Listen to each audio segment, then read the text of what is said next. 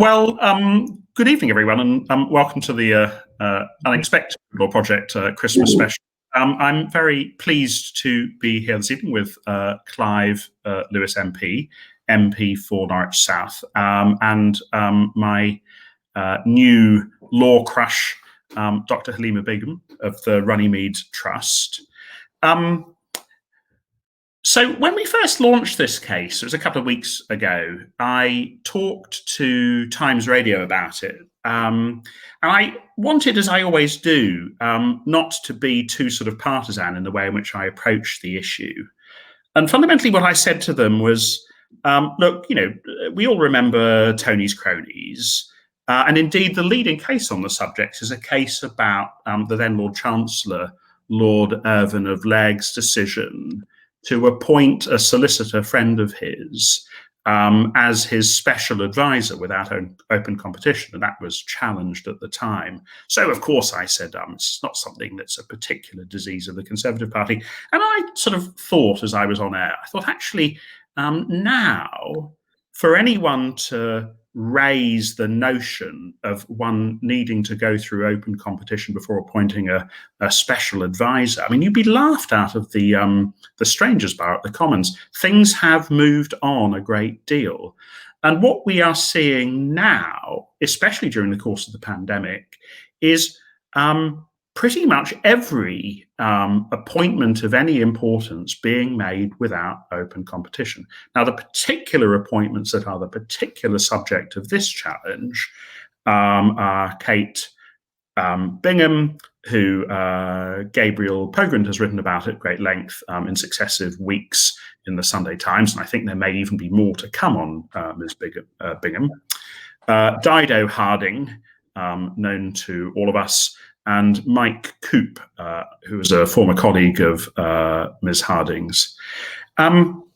Those are the sort of test cases that we are focusing on. But of course, virtually every day we read about further appointments made without any competition. The number of Board of Trade advisors appointed earlier in the week. Nimco Ali, famously a friend of the Prime Minister's girlfriend. And the practice raises all sorts of concerns, really. It raises a concern about basic fairness. You shouldn't need to be within the Prime Minister's or ministers or Conservative MPs' circle of friends and acquaintances in order to qualify for appointment to these public jobs, which are very often pathways to wealth and certainly to prestige. So there's a basic fairness issue. There's a public interest issue as well, because if you're only fishing in the shallow pool of people you are less likely to choose the best candidate for jobs. And these are incredibly important jobs. These are jobs that are fundamentally about leading the national response to the pandemic. And many of us would think that the national response to the pandemic has been a little suboptimal. We have very high excess deaths. We've spent a lot of money and we're suffering a huge economic hit. All three sort of big negatives relative to our G7 peers. So there's a fairness issue. There's a public interest issue. If you're fishing in a shallow talent pool, you're less likely to get the best people for the jobs. But the issue that we are litigating is fundamentally an equality issue. Like it or not, most of our friends look like we do. And if you are white and of privilege, most of your friends are likely to be white and of privilege too. So we say that indirectly, the practice of appointing to these important public jobs without open competition is indirectly discriminatory. We also say that government has failed to have regard to its duty to assess the equality impacts of its action. So that's fundamentally the legal nature of the case. So with those sort of preliminary remarks, I'll hand over to Dr. Halima Begum, Chief Exec of the Runnymede Trust, who knows far more than I do about what's really at stake. Dr. Begum. Thank you, Joe. So I think what we're seeing with this case and why we kind of partnered with the Good Law Project was a kind of real desire and a need to build coalitions, because what we saw in May 2020, although it was in the US, we saw the real-time murder of a Black man played out on the screens for a protracted 8 minutes, no less, a slow murder, real-time take place. And that was the culmination of what we describe as institutional racism within the police forces. And so for us this year, it was particularly painful.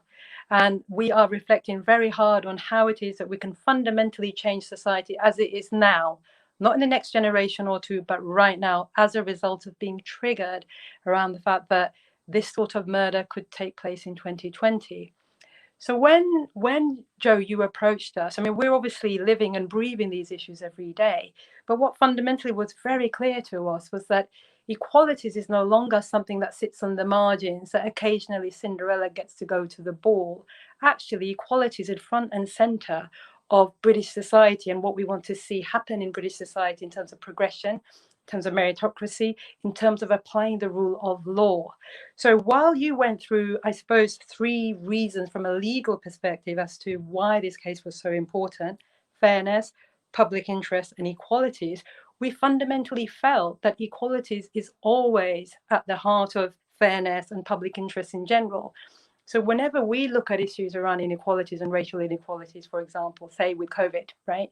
So we all know that Black and minority ethnic communities in the UK have been disproportionately impacted. But the reasons for that is to do with the fact that well before COVID, Black and minority groups were precariously placed in the economy. So they were structurally overexposed to all sorts of factors that made them more vulnerable to the pandemic.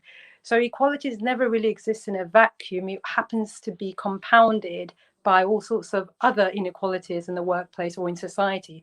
So for this reason, it just made sense for us to join you in this campaign, really, because if we are going to make a change, a dent in the system on racial inequality, we've got to do this in allyship with others like you and actually the public at large. The public at large were also very moved in May 2020. I mean, I can't tell you how much more expressions of solidarity we have seen around our equalities agenda this year than we ever saw since 1968 when the Runnymede Trust was set up, for example. So this is why this is incredibly important to us, because inequalities is front and center of how it is that we create a better and more just society. And that's why this case is so important for us.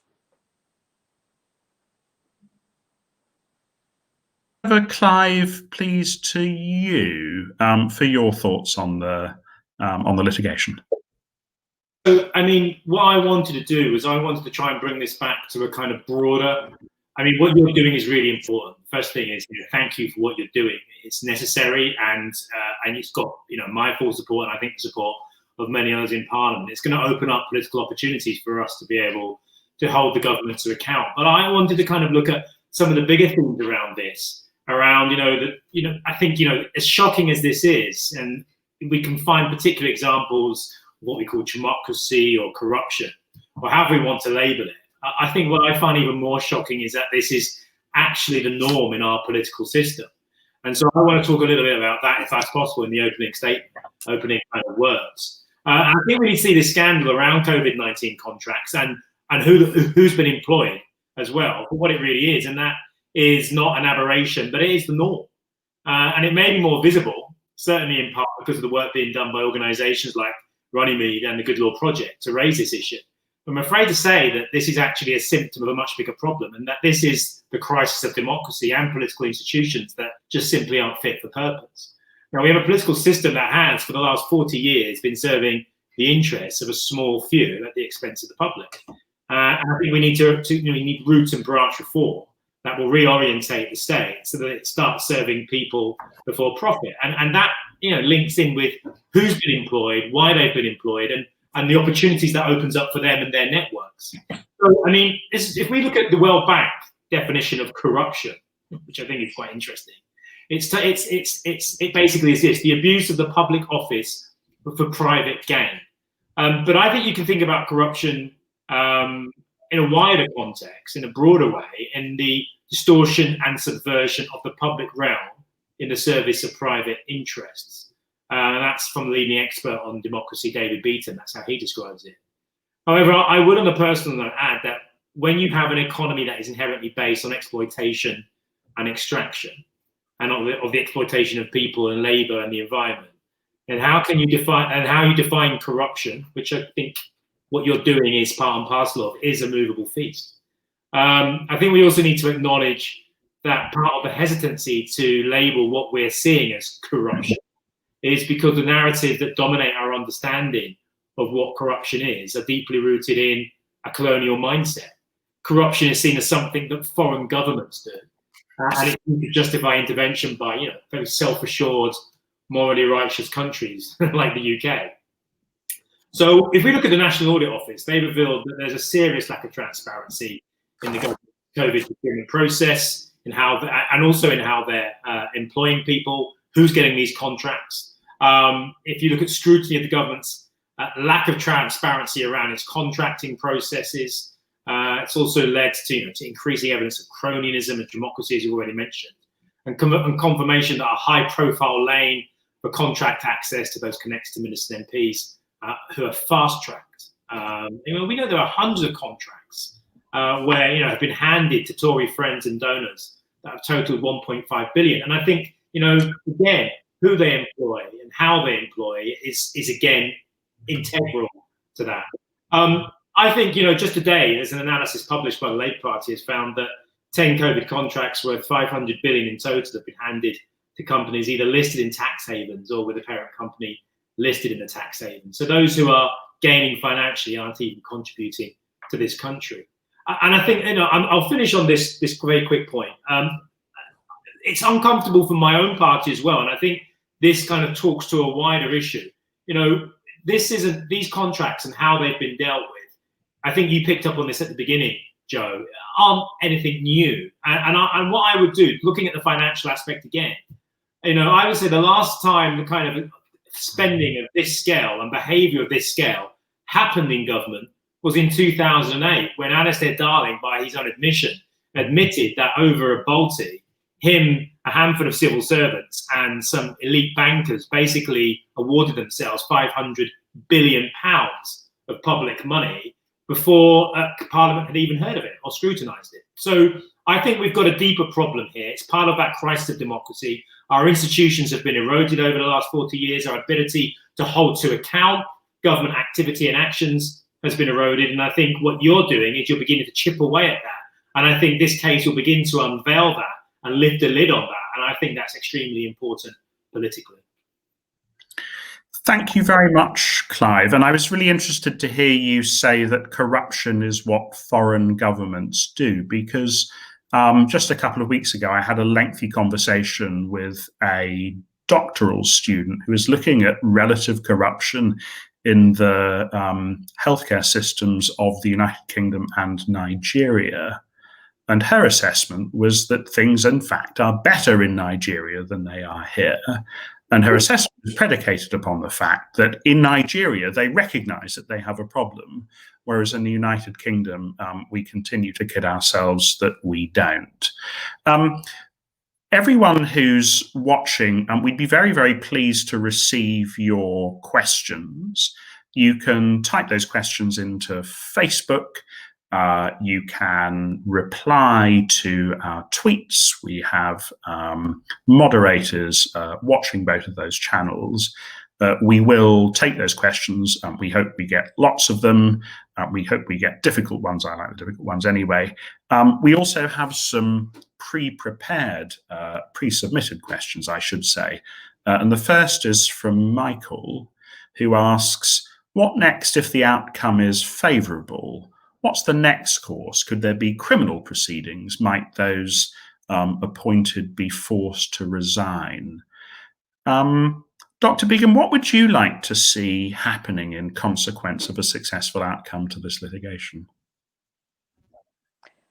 I would like to see due process applied. So in plain English, if this happened to an ordinary person who was given the job through really untransparent means, you would expect that they actually resign, for example, from the job itself. But also the institution that made that appointment has to go through a very rigorous process of transparency to make sure this never happens again. So it's not just the case that we would like Kate Bingham or Mike Krupp or Dido Harding to step aside. We'd actually like that whole institution to put in place a system that never allows this mistake to repeat again.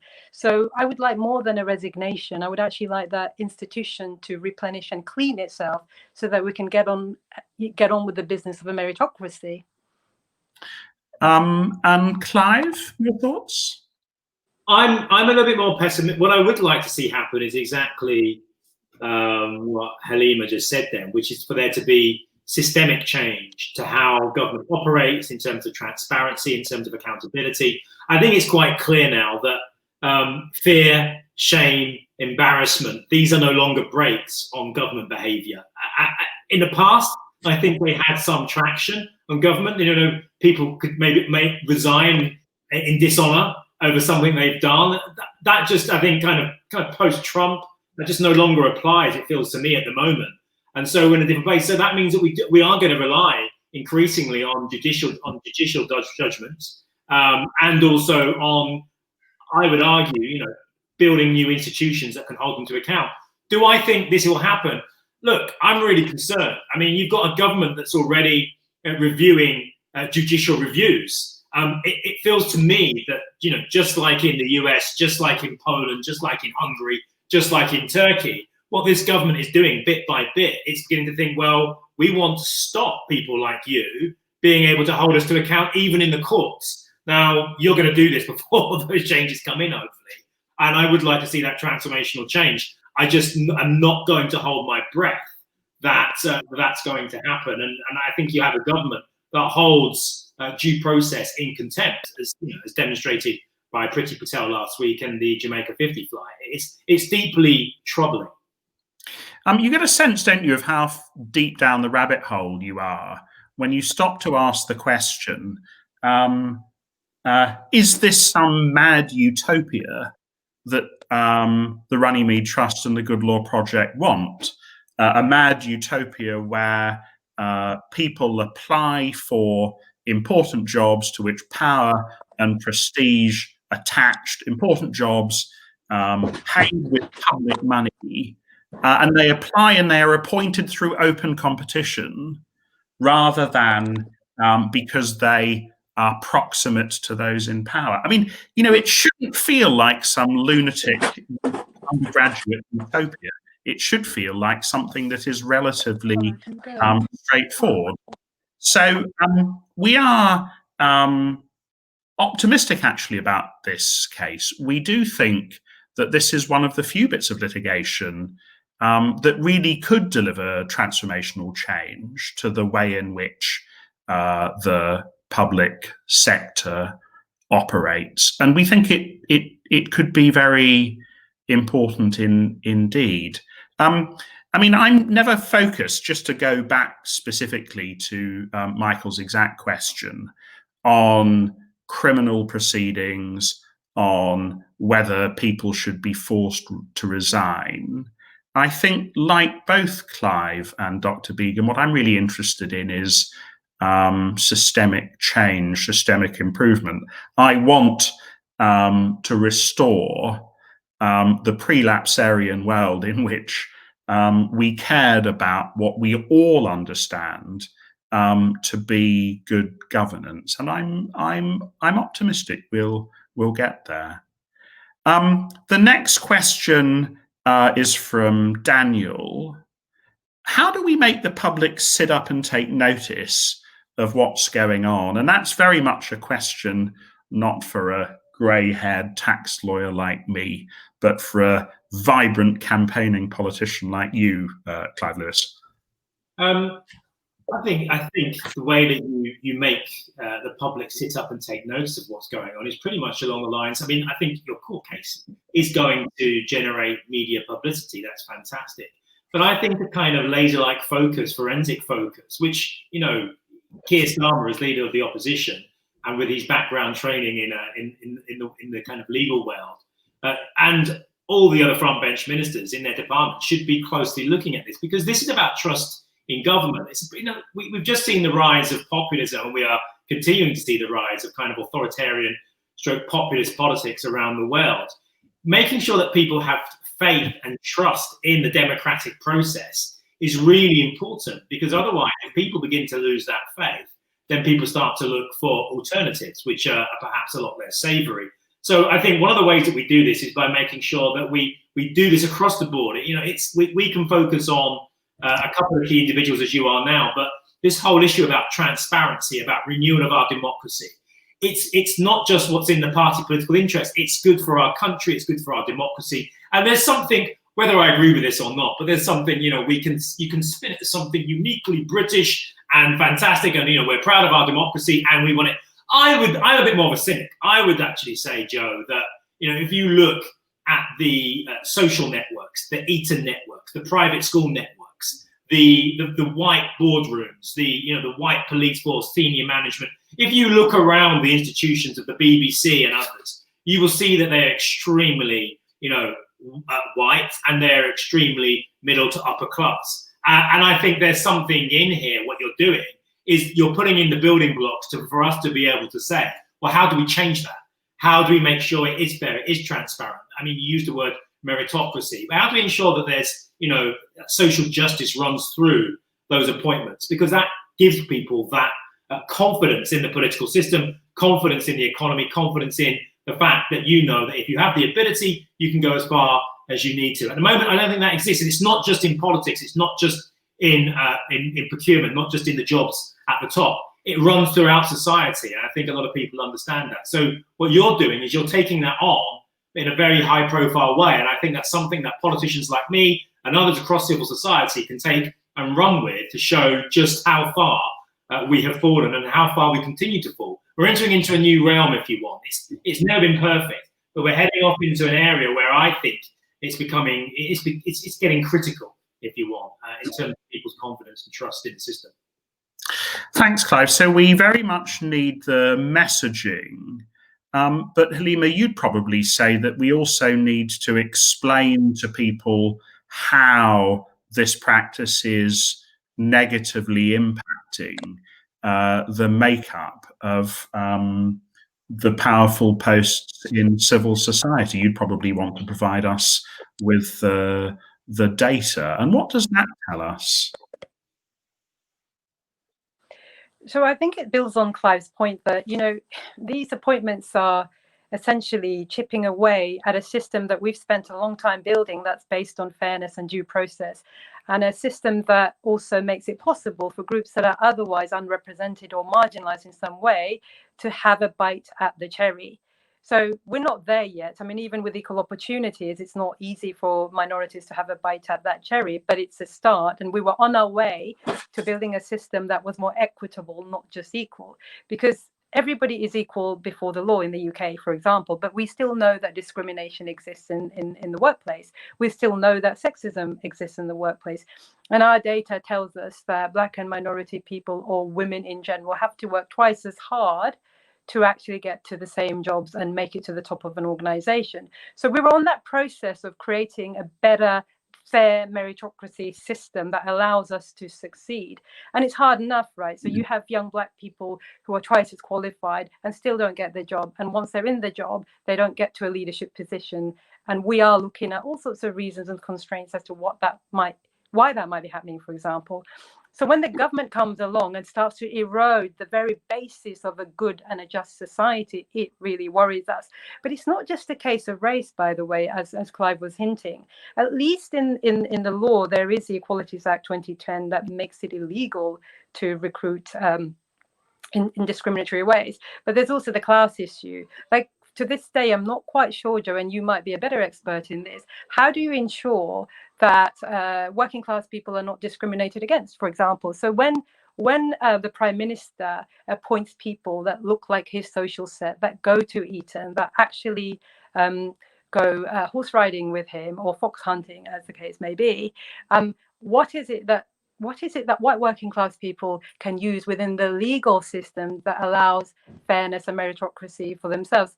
And so I think it's a class and a race issue, and I don't think we're there. But what's really worrying is, and this is why I think it's not just about race issues, it's also around disability, for example. So, you're also discriminating against people that not only look like you, but that might actually also have a disability, and where's the level playing field there? But what really worries me is this, and Clive, you hinted at it. So normally, like the notion of corruption, for example, people usually think it happens somewhere out there in a foreign country where the rule of law is weak. You never really think about corruption in a country where the rule of law is quite strong in a mature democracy. But what is now happening is that same pattern of corruption, and let's call it what it is, lack of transparency in a very mature democracy. The other mature democracy I could point to is the US. And that's also happened under President Trump's presidency, right? It's also happening under Boris Johnson's leadership. And I think they're kind of chipping away at democracy, chipping away at the rule of law. And at a time when, as I understand it, the Conservatives have an 80% majority in the Houses of Parliament. So you would expect in this situation that the law courts become ever more important. And that is why this legal challenge is presented to the law courts, because we think that shouldn't have happened. But obviously there's no challenge or opposition in the usual political systems. So even our checks and balances for how you hold this government to account is being eroded. And as Clive, you were saying, they're also coming after the law and the law courts as well. And that is what also happened in the US. So whenever something doesn't go President Trump's way, he actually challenges the Supreme Court. So that's why I think, Joe, it's really important that we understand this isn't just an issue around equality. It's the very fabric of our democracy and all the checks and systems that are in balance and keeping us in check. Yeah, thank you, Liam. When we've spoken about this previously, you made some very important points, I think, about the Prime Minister's response to criticisms of this practice. So the Prime Minister's response to criticisms has been to say, well, these people were working without pay.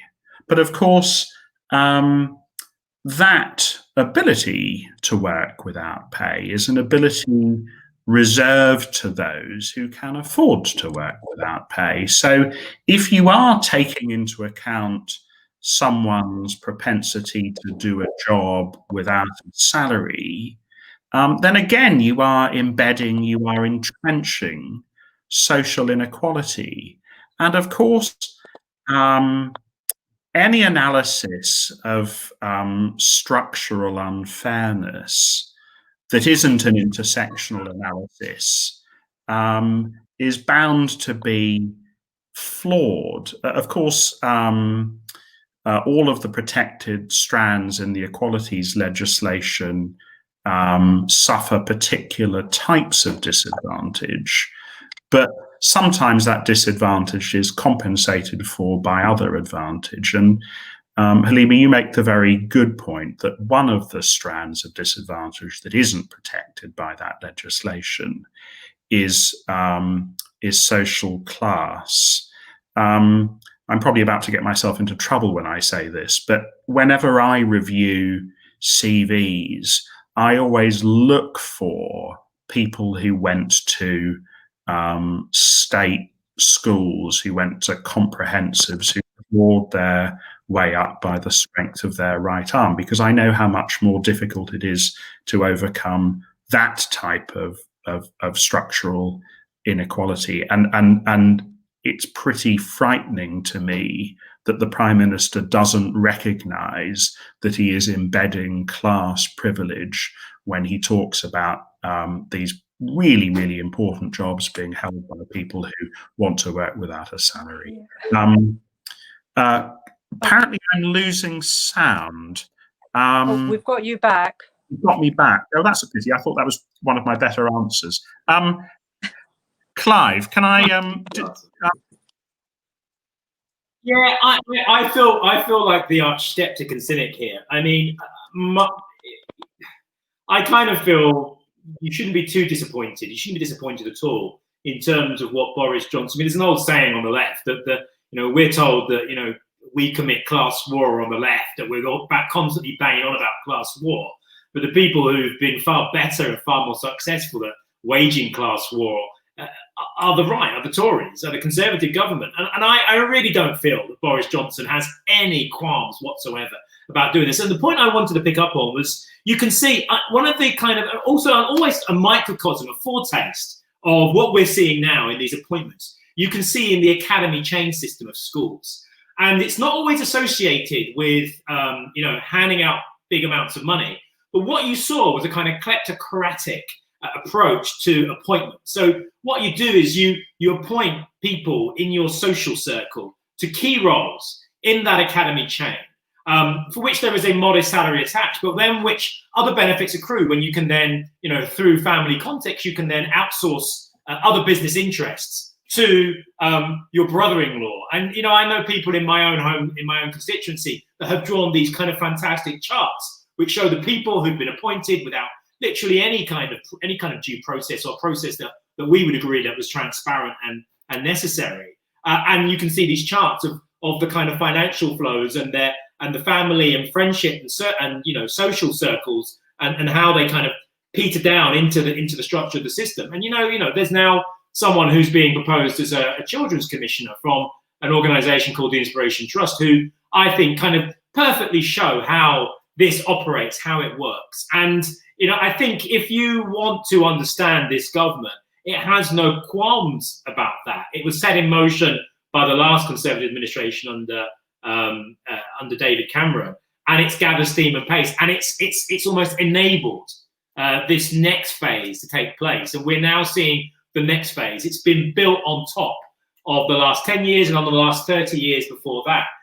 And I think, if you want to see that transformational change, then you have to acknowledge that the last 40 years have fundamentally eroded the state and our political society's position and ability to be able to challenge and hold to account those decisions. And that's a big problem, I think. And what you're doing in this legal case is you're beginning to open that up in a way that I think could be very useful for campaigners across civil society to be able to challenge this, and politicians as well. And we saw that, didn't we? That process that you describe of handing these jobs over to your relatives, who then hand lucrative contracts to their associates in Kate Bingham's appointment. And indeed, just today, actually, Nigel Boardman, a former partner at Slaughter and May, released some recommendations in consequence of a review that he made, that he carried out into 2 contracts awarded by Michael Gove and Dominic Cummings at the Cabinet Office, contracts awarded to Public First and Hanbury, contracts the award of which Good Law Project is challenging in separate judicial review proceedings, contracts awarded without any open tender process, rather like these appointments were,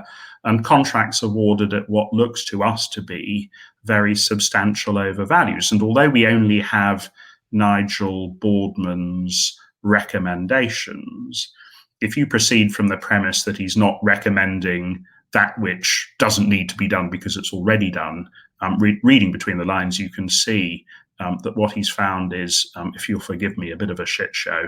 We hope to bring that to light during the course of the judicial review. We had a further question actually touching on this very point from someone on Twitter. Why don't we just call it corruption? Is it a subset of corruption, or is it something different to corruption? And Halima, you were talking in terms of corruption as well. What's your take on this?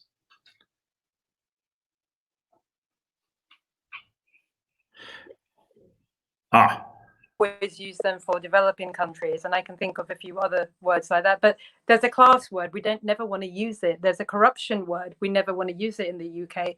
But why not? And that's what I was referring to, Joe.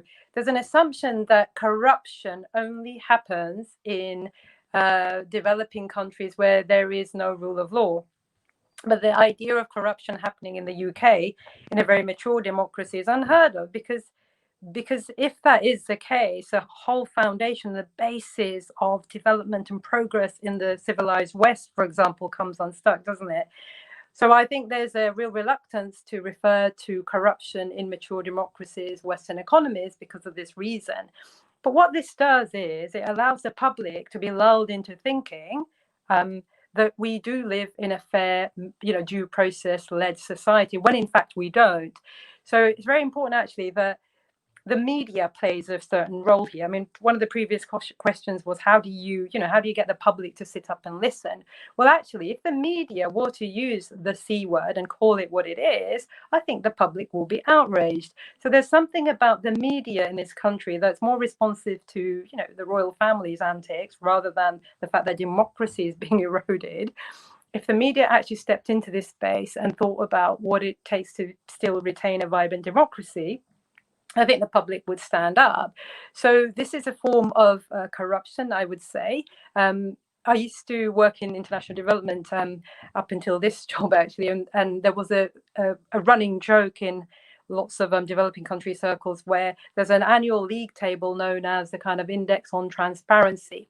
And various countries would look really uneasy because, they didn't want to be at the top of that list for corruption. You call it transparency, of course, not corruption. And there was always a question around, is it going to be this country or that country, and a nervousness. But actually, if you were to think about the metrics that Transparency League uses, in recent times, I think the US and the UK would actually go up quite high there. But when would we come to terms with actually accepting that levels of corruption exist? We just don't call it corruption here. There's other words for it, nepotism, lack of transparency, no checks and balances, etc. But why would we not call it corruption?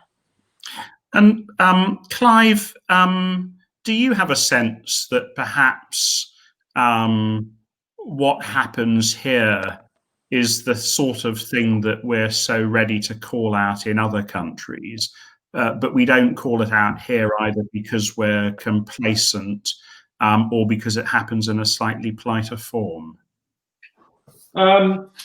Partly, I think also we have a view of ourselves in this country as being fair and decent and honourable, and in many ways we are, but in many ways we're not. I mean, I was just thinking of a cartoon there of a politician, stood in front of an open cast mine with, pollution trickling everywhere and all the devastation that causes, with his hand behind him, receiving money from the kind of owners, and then lecturing the locals on corruption in their community. And I think the corruption, I mean, let's go back to the definition that I gave, or one definition: the distortion and subversion of the public realm in the service of private interests.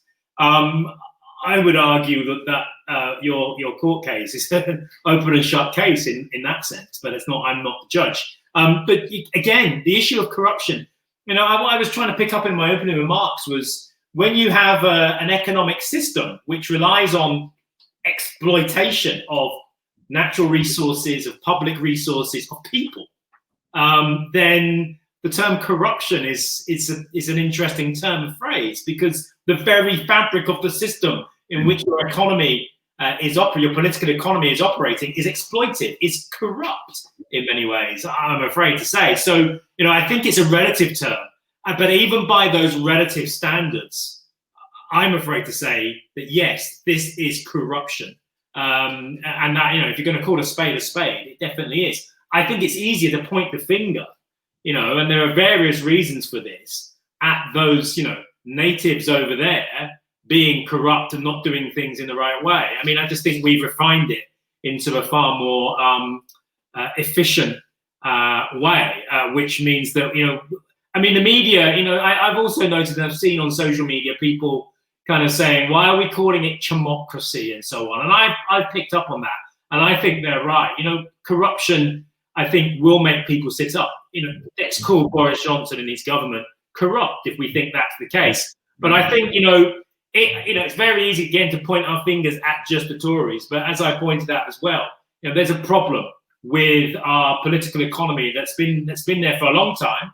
It was there before 40 years ago, but I think it's been on steroids the past 40 years, where you've seen an erosion of those institutions, of those checks and balances in the political and economic system to enable you to be able to claim a form of non-corruption type processes. And what we're seeing now is they're beginning to reap the benefits of the fact that that's been eroded over those past 40 years. And we're entering into a new phase now where I think, the government is basically taking the Michael. So I think it's good that you've done this. And I think actually it may make people sit up and actually think, yes, this is corruption on a scale which we haven't really understood before. Yeah, so a couple of weeks ago, I was interviewed again by German TV, who were asking me the question, look, in Germany, everyone's completely amazed, astonished by what's happening in the UK, but your work isn't getting any attention really on the in the press, in the broadcast media. Why is that, do you think? It was a really good question, and I said as delicately as I could by way of response, look, I think the difference between the UK and Germany is that we continue to operate from the premise that our government is not really capable of doing anything wrong. In Germany, you understand very well that governments can do profound wrong. And since that question and answer, I've sort of reflected on this a little bit more. And all of the work that we're doing, in a sense, the PPE cases, the Moonshot case, the Abingdon case, the cases about transparency of procurement data, and indeed this case, in a sense, what they're all about is that exercise of sort of shifting the scales of complacency from the eyes of the British public. I think we do need genuinely to believe, to know, to understand that this government, indeed that any government in this country, is capable of doing profound wrong. And those cultural shifts are very, very difficult to effect.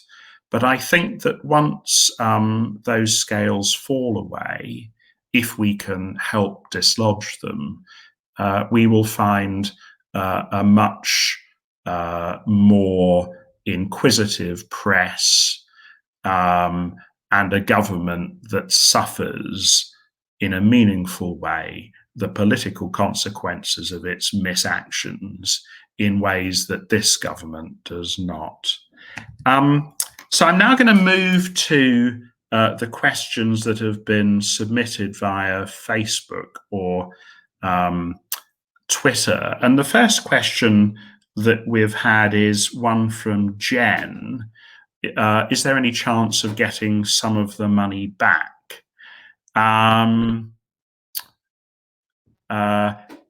Perhaps a question for a lawyer. I'm reluctant to keep talking when we have such a talented panel. I'll try and do it very quickly.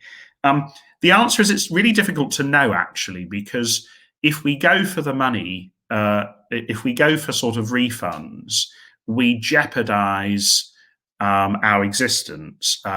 The interested parties who are hiring the best lawyers that money can buy, paid thousands of hours, are threatening us with enormous cost bills, and their ability to come after us for that money is in part, in the event that we lose, which of course is always a possibility, is in part going to be a function of whether or not we end up asking for the contracts to be cancelled, or we just end up asking for a declaration. So that's a conversation that we're having internally.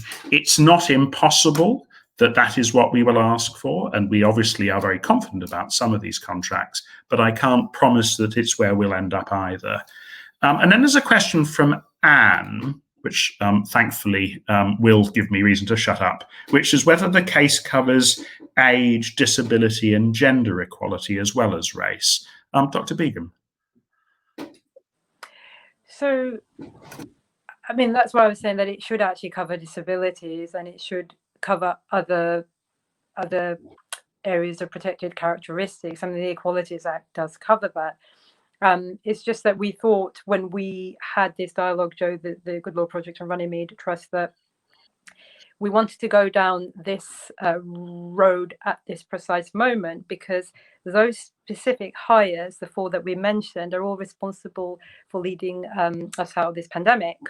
We also know that Black and minority ethnic groups and also groups with disabilities have been most impacted by this pandemic. So we were interested in the kind of devastating impact on those groups, but it could be wider, I agree, and that's why I was talking about socioeconomics as well.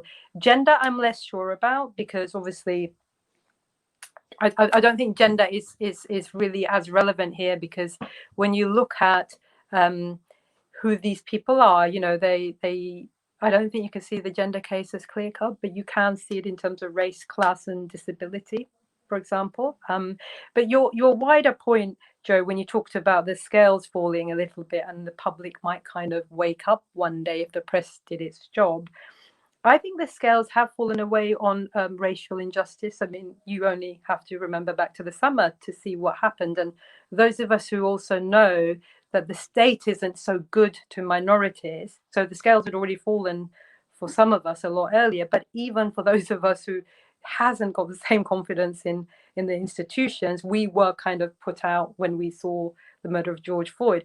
Where I think you're right on the point about us believing that the government and the country on the whole is honorable is in relation to obviously the white norms, right? So when it comes to the rights of Black people and Asian people and minorities, I think the scales already fell. But this, I think on the whole, there is an understanding that there's decency and honor in British life in general, and that can never happen in Britain. But that's what the Tories are chipping away at. And I think fundamentally, as Clive was saying, that this has been happening on steroid really for 40 years, and they're now reaping the benefits. It doesn't matter which government is in power. Actually, as you say, this started with Tony's cronies. But what worries me, particularly in the last, in the last few months, is really, if you go back to the appointments, if you look at the contracts, if you then follow through the kind of sacking of permanent secretaries of civil service departments. Now, the civil service, like it or not, is, you know, it's a bastion of integrity and a system that holds impartiality. So what you saw with the hiring with Dominic Cummings, with several civil servants and their heads being sacked, and even when one actually resigned and actually took Priti Patel to court over bullying, his case was not really held. So here it is, a system where even your civil service is being eroded. And that actually, if you trace it back, you can trace it back fairly and squarely to Dominic Cummings in most recent months. So I'm hoping that with his removal, actually, we might see a slightly cleaner, more transparent form of politics, and perhaps a form of politics where I think if they've watched closely to see what happened in the US, that worst form of politics and leadership that we saw in Donald Trump is going to ebb a little bit, because he didn't stay in power. And I don't think the American public want to live with that forever, and nor does the British public. So this notion of honor, and a sense that we are essentially a just country, you're right, but it is a white middle class norm. I hope that prevails really, and that we might see a more cleaner, fairer leadership from this government, because they ultimately care about staying in power, don't they? So if the public is not on side, I think you are going to see a more cleaner, fairer system of government. That's why the media needs to play its role, call it corruption, and the public on the whole will rise up. I think the public works really hard. You know, every family across Britain works really hard to put their children in schools and for their children to go to university and get a good job, right? That's what we understand. That's meritocracy. And if you fundamentally cannot keep up to pace with that, I think the public will not vote for this government the next time round. And I remember when I remember the sort of defenestration of Sajid Javid by Dominic Cummings, and I remember thinking to myself, what a remarkable moment that was. That here you had a man, an unelected man, selected obviously without any open competition, who had just thrown out of the window the Chancellor of the Exchequer. And I thought to myself, my God, what message is this going to send to civil servants who want to stand in the way, who want to pursue good governance in the face of, perhaps the greatest iconoclast, putting it politely, that British politics has ever seen. But I wanted also to come back to your powerful observation, Halima, about the scales falling away from people's eyes about race in consequence of the Black Lives Matters protests. Do you think, Clive, that it's that process and an awareness of that process amongst the more reactionary elements in our media that has led to this, to me, really quite startling attack on wokeness in the Times and the Telegraph and the Mail? I'm not. I mean, so just to rephrase that question, just to refresh me again. I can go off and talk on a tangent. So I want to answer your question. Just repeat it again for me. Do we think that the attacks on wokeness in the Mail, in the Times, in the Telegraph of late are a response to a growing sense in the British public that we do have a real problem with racism in this country? I think what Black Lives Matter was for many people, it did one of two things. For some people, it was a kind of Copernican moment where doors were opened, doors of perception were opened, and understanding, which and I had conversations with an untold number of people where people were finally saying, I get it in a way that I thought I was an anti-racist, or I thought I understood, and I realized I didn't, and I'm still learning. And I think that for many people was a genuine understanding they came to. For more people, it's threatened. For other people, including that section of society that felt threatened by this, that's what you're seeing come out in the media, I think. And look, there's a problem at the moment for this country, which is that the whole notion of what it is to be British is now under threat, in part because of the decision of this country to leave the European Union. We can see the United Kingdom unraveling. It was already happening and it's beginning out. And that's calling into question notions of identity, about who we are, about why the United Kingdom came into being. It's not just about George Floyd, as important and momentous as his death was in terms of this discussion. It's also about our place in the world. That's what Brexit is in part about. And it's causing some uncomfortable questions because some people are beginning to say, you know what?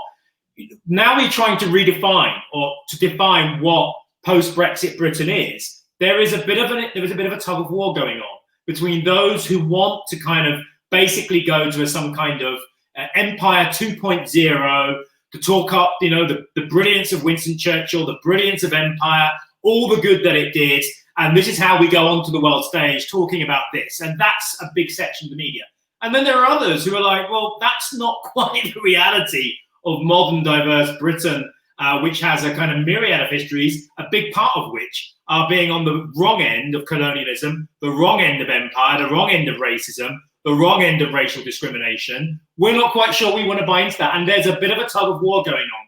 And I think that's in part why now, as we go out into the World Wide World, that's not quite the word I'm looking for, but the wide world, that is why this has now become, I think, a perennial issue for people to discuss and debate. And it's one that concerns people because if you've been comfortable in your white privilege, in your way of looking at the world and describing it, when someone comes and says, actually, no, that's got to change. It's got to move, and you may not be the beneficiary of that, then there's going to be a reaction. And I think that's what you're seeing in the media. That's what you're seeing in the response you're getting. And that is obviously problematic. I think the job now for those of us who want to find a role and a narrative of change, which we can all buy into, is how do we develop a culture where we can interrogate our past and come to terms with it in a way which isn't completely destructive, and one that we can all buy into in a way that isn't going to please everyone, but it's going to please enough people that we can be at ease with ourselves. I think one of the and I'll finish on this point, and it's a really interesting, I think, a really interesting point. one of the things about Germany is that Germany was forced to confront its history of racism, if you want, specifically anti-Semitism, after the Second World War. Didn't do so much in terms of its kind of wider African and Chinese imperial activities. It is trying to do that, but it definitely did it on anti-Semitism. We never did. We were on the winning side. We stopped the Nazis, and yet at the same time as as the Black Lives Matter campaign opened up to my mind, when I was younger, I used to cheer on the Allies as they liberated Auschwitz and Belsen and so on. But what Black Lives Matter made me then think was, well, hold on, some of those people then went from doing that, went back to the US or went to Kenya or Africa or South Africa and brutalized black people, lynched them, tortured them, the Mau Mau uprising. It's not quite as straightforward. And I think that's something in this country where we tell ourselves we're the good guys, someone telling you, actually, it's a bit more complex than that. Nah, I don't want to hear that. So I think, we unpacked a lot here, but I think that's part and parcel why you have what you have in terms of this whole wokeness. Yeah, I'm nodding furiously. I can see Dr. Began nodding furiously as well.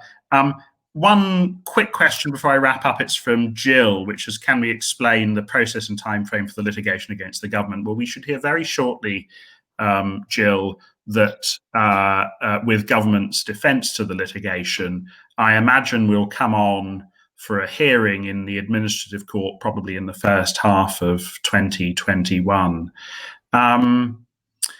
It's a fool's game making predictions about litigation, but my instinct is that this is something that courts are going to want to grapple with, and are going to want to grapple with seriously. I'm sort of sorry to have to wrap it up, actually, because it's been a really, really interesting discussion. I'd love to talk for hours more about constructive ways in which we confront people with what their privilege really means. Just a sort of few words from me in my capacity as director of the Good Law Project. It's a profound privilege, really, for us to be able to sit in the centre of these profound changes happening in British public life, to be able to channel the committed brilliance of campaigners like Halima and Clive, to be able to activate the desire of some of the most brilliant lawyers in the country to deliver the change that they know that the country needs, to be able to harness the need of the tens of thousands of you who fund our crowdfunding campaigns and give us money every month, to be able to sort of harness those energies to channel and direct those desires for change. Incredibly important, a huge privilege.